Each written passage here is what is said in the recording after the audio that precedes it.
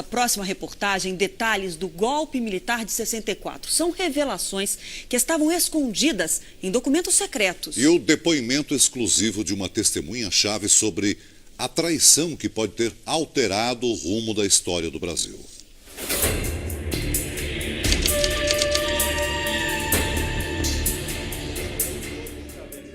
90 anos de idade e o medo de morrer com um segredo entalado na garganta. Por isso ele procurou a família de João Goulart e finalmente conta a história do dinheiro que pode ter mudado os rumos do Brasil. Sabe quanto é que tinha naquelas malas? Tinha pouco, tinha milhões de dólares. Que o general Marie Clure mandou levar 3 praças lá com a chave do carro. Ele passou as malas para os praças e disse: "Ô major, põe essas malas no meu porta-mala, tranca e traz a chave para mim." Preste atenção nesta foto. É da visita de João Goulart, então presidente, à Casa Branca. Nela aparecem 2 homens que só agora sabemos foram essenciais para o golpe. Um é este general brasileiro, que se dizia amigo e aliado de Jango. Outro é o presidente John Kennedy. Ele temia que líderes como Fidel Castro em Cuba e Perón na Argentina enfraquecessem o controle dos Estados Unidos sobre a América Latina. 2 anos antes do golpe, numa conversa gravada na Casa Branca, Kennedy pergunta ao embaixador americano no Brasil, Lyndon Gordon: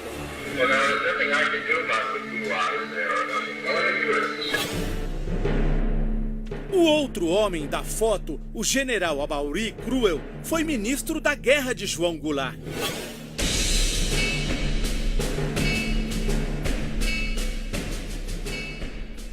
Na época do golpe, Cruel comandava o poderoso 2º Exército aqui de São Paulo. Com a ajuda dele, Goulart poderia ter tentado sufocar o golpe, mas na hora H, o general mudou de lado. Hoje, um coronel da reserva finalmente revela o que, segundo ele, levou o Cruel a trair o presidente. O então major Erimar diz que no dia do golpe testemunhou um encontro de Cruel com empresários de São Paulo. A reunião sigilosa aconteceu fora da sede do 2º Exército, neste sobrado onde Erimar prestava serviços farmacêuticos. Manda esses homens subirem para falar comigo. Tudo bem. Eu fiquei lá. Aí, daí a pouco, desce 4 homens. O presidente da Federação da Indústria de São Paulo, que eu já conhecia, e mais 3 senhores, os 3 sobraçando maletas desse tamanho, cada um levando 2 maletas. Erimar diz que abriu as maletas. Cada um sobraçando a mala. Eu falei: "Poxa, se algum tiver com uma arma aí dentro, mata ele e mata a mim também e explode até o prédio." Abre a mala. Pode fechar. Abri todas as 6, só dava dólar novinho vindo do banco americano. E denunciou o caso ao comandante da 2ª Região Militar, general Carlos Luiz Guedes, que teria pressionado Cruel. Dei a ele menos de 24 horas para pedir reforma. Ele na mesma hora passou a mão no papel e pediu a reforma dele, dali já foi para casa e já saiu reformado. O golpe foi deflagrado com o movimento de tropas de Minas Gerais em direção ao Rio, onde estavam o presidente Goulart, o comando das Forças Armadas e o dos golpistas. As tropas marchavam de Minas Gerais aqui para o Rio de Janeiro, mas o presidente já não estava na cidade. Em Brasília, um menino de apenas 7 anos de idade não entendia muito bem o que estava acontecendo, mas ele notou a balbúrdia quando ficou sabendo que a família ia viajar às pressas.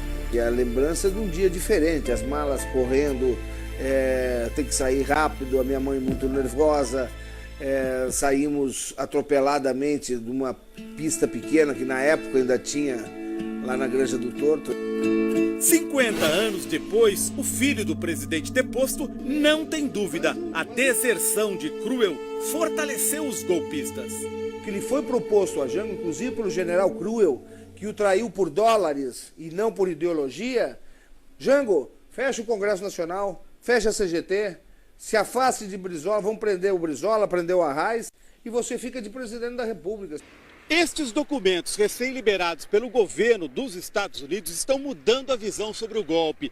demonstram que para derrubar João Goulart estava previsto até o desembarque de armas norte-americanas em pleno território brasileiro, aqui no aeroporto de Viracopos, em Campinas.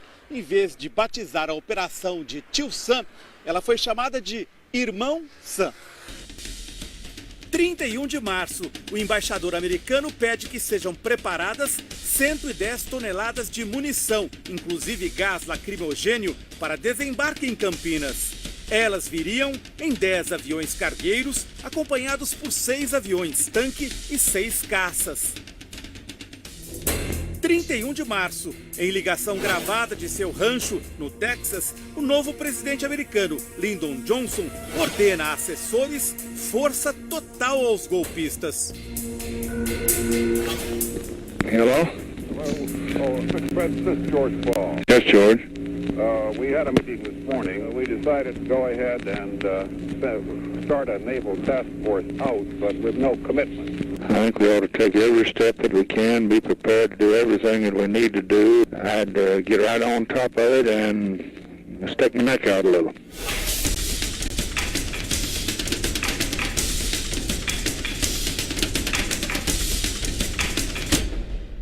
Primeiro de abril de 64, a reunião secreta na Casa Branca informa. A frota dos Estados Unidos havia deixado Aruba, no Caribe, e chegaria a Santos no dia 11 de abril. Era formada pelo porta-aviões Forrestal, 4 contra-torpedeiros, 2 navios de escolta e navios-tanque. O filho de Jango acha que, para sustentar o golpe, a Casa Branca estava disposta a dividir o Brasil. A esquadra da 4ª Frota Americana estava na costa brasileira para desembarcar e dividir o país em 2. A Minas Gerais estava pronta para ser reconhecida como capital do Brasil pelos americanos. Este pesquisador vai jogar mais luzes sobre o envolvimento americano. Ele teve acesso aos arquivos da CPI, presidida pelo deputado Rubens Paiva, que investigou o financiamento de Washington a candidatos no Brasil. Segundo a CPI, nas eleições que precederam o golpe em 62, quase 1/3 dos eleitos recebeu dólares para a campanha. Em torno de 600 políticos envolvidos mais ou menos nesse derrame de dólares no Brasil.